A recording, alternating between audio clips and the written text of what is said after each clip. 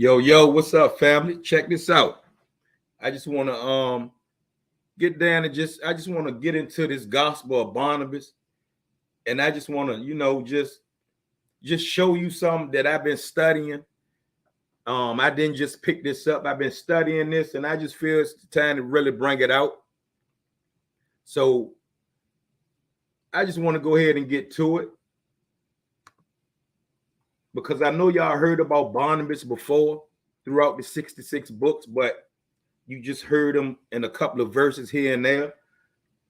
But you got to wonder why, like, if he was rolling with the boys like that, with the apostles, and he was rolling like that, like, where's his gospel? Where's his epistle? You know what I'm saying? So I just want to read this. The Gospel of Barnabas, introduction, how the Gospel of Barnabas survived. The Gospel of Barnabas was accepted as a canonical gospel in churches of Alexandria till 325 AD. Irenaeus, 130 through 200, wrote in support of pure monotheism and opposed Paul for injecting into Christianity doctrines of the pagan Roman religion and Platonic philosophy. He had quoted extensively from the Gospel of Barnabas in support of his views. This shows that the Gospel of Barnabas was in circulation in the first and second centuries of Christianity. In 325 AD, the NICENE Council was held, where it was ordered that all original Gospels in Hebrew script should be destroyed. An edict was issued that anyone in possession of these Gospels would be put to death. Now, you need to ask yourself, why would the NICENE Council order the original Gospels in Hebrew to be destroyed? And why would they issue that anyone in possession of these Gospels be put to death? That's wild. So let's keep reading. We're going to find out. In 383 AD, the Pope secured a copy of the Gospel of Barnabas and kept it in his private library. In the fourth year of Emperor Zeno, the remains of Barnabas was discovered, and there was found on his breast a copy of the Gospel of Barnabas written by his own hand. The famous Vulgate Bible appears to be based on this gospel. Pope Sixtus, 1585 through 90, had a friend, Marino. He found the Gospel of Barnabas in a private library of the Pope. Marino was interested because he had read the writings of Irenaeus, where Barnabas had been profusely quoted. The Italian manuscript passed through different hands till it reached a person of great name and authority in Amsterdam, who during his lifetime was often heard to put a high value on this piece. After his death, it came in possession of J.E. Kramer, a counselor of the King of Prussia. In 1713, Kramer presented this manuscript to famous connoisseur of books, Prince Eugene of Savoy. In 1738, along the library of the prince, it found its way into, I ain't even gonna mess that name up, in Vienna. There it now rests. So as we can see, the gospel or the epistle of Barnabas was in circulation during the first and second century. But in the Nicene Council was ordering people to be killed if they was to be found with that book and all the other original Hebrew writings, right? So with that being said, let me show you some of Barnabas. The New Testament of the Bible consists of 4 Gospels, reports about the life and teachings of Yahshua, the Acts of Apostles, being the history of early believers, and epistles of Paul. And the epistles to the Colossians chapter 4, verse 10, Paul describes Barnabas thus: Barnabas, touching whom ye receive commandments. If he comes until you, receive him. Here Paul refers to the commandments of Yahshua. Among other references in Paul's epistles, and it's the following in the epistles to the Galatians. And when James, Cephas, and John, who seemed to be pillars, perceived the grace that was given me, they gave me and Barnabas the right hand of fellowship, that we should go to the heathen and then to the circumcision. So we can see Barnabas in here, right? We see Barnabas in here.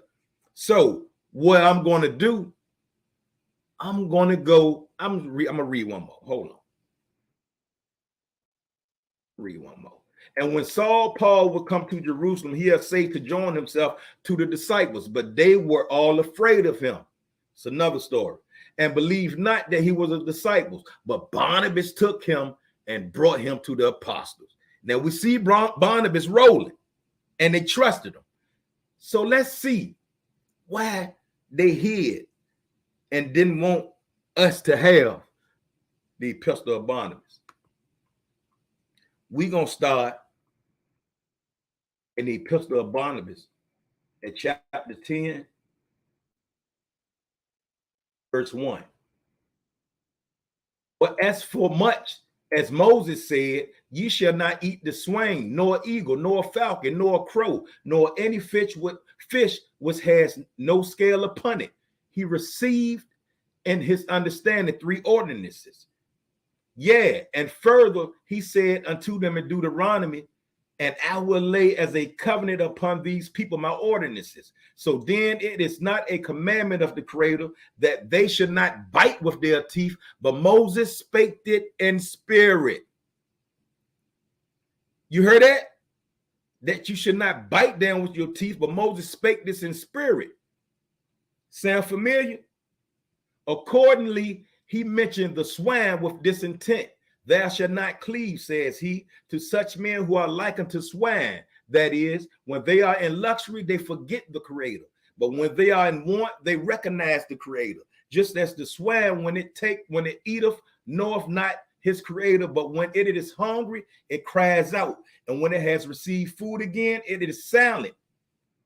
Neither shalt thou eat eagle, nor falcon, nor kite, nor crow. Thou shalt not, he says, cleave unto or be likened to such men who know not how to provide food for themselves by toil and sweat, but in their lawlessness seize what belongeth to others, and as if they were walking in gulliness, watch and search about for someone to rob in their city. Just as these birds alone do not provide food for themselves, but sit idle and seek how they may eat the meat that belongs to others, being pestilent in their evil doings. Don't be likened into a falcon, a kite, or a crow. Moses was speaking this thing spiritually. Don't be out here robbing niggas. Don't be stealing what ain't yours, taking what ain't yours. It's a good read, man. And thou shalt not eat, says he, lamprey, nor polypus, nor cuttlefish. Thou shalt not, he meaneth, become like unto such men who are desperately wicked and are already condemned to death, just as these fishes alone are cursed and swimming in the depths, not swimming on the surface like the rest, but dwell on the ground beneath the sea. Moreover, thou shalt not eat the hare. Why so? Thou shalt not be found a corrupter of boys, nor shalt thou become like such persons. For the hare gaineth one passage in the body every year, for according to the number of years it lives, it has just so many offices. Again, neither shalt thou eat the hyena. Thou shalt not, says he, become an adulterer or fornicator. Neither shalt thou resemble such persons. Why so? Because this animal changes its nature year by year and becometh one time male, and becometh at one time male, and at another female.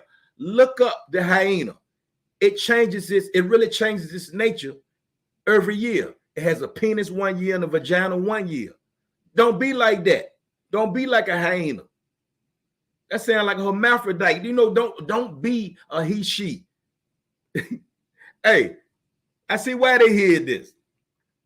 Moreover, he has hated the weasel also with good reason. Thou shalt not, says he, become such as those men whom we hear as working iniquity with their mouth for uncleanliness. Neither shalt thou cleave unto impure women who work iniquity with their mouth, for this animal conceiveth with its mouth. Come on now. Even if you're married, don't go down on your wife. Wife, don't go down on your man, because that's not what that's made for. Don't be like a weasel. You know what I'm saying? I'm laughing, but it's real. It's not even meant for that anyway. You're not meant to conceive out your mouth. You know what I'm saying? But let's keep going. Concerning meats, then Moses received three decrees to this effect, and uttered them in a spiritual sense, but they accepted them according to the lust of the flesh, as though they referred to eating. You heard that? And David also received knowledge of the same three decrees, and says, blessed is the man who have not gone in the counsel of the ungodly, even as the fishes go in darkness into the depths, and have not stood in the path of sinners, just as they who pretend to fear the Creator sin like swine, and have not sat on the seat of the destroyers, as the birds that are seated for prey. Yeah, have now the complete lesson concerning eating. Ye have now the complete lesson concerning eating. Again, Moses says, ye shall everything that devoureth the hoof and cheweth the cud. What meaneth he? He that receives the food knoweth him that gives him the food, and being refreshed appeareth to rejoice in him.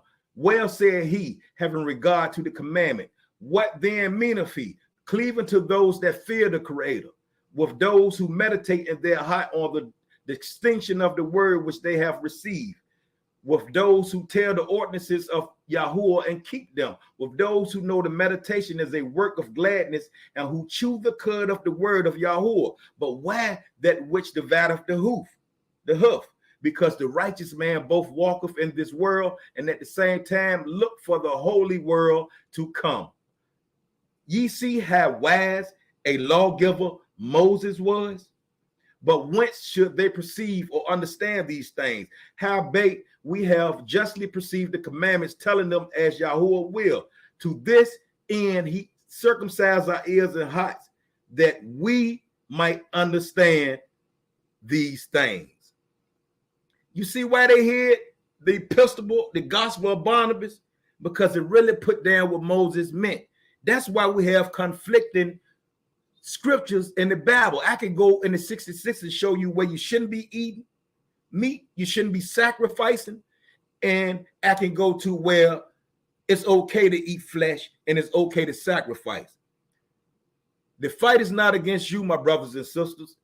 It's about how they scribed the text, what they added and what they took away. I'm just here to show you what I know.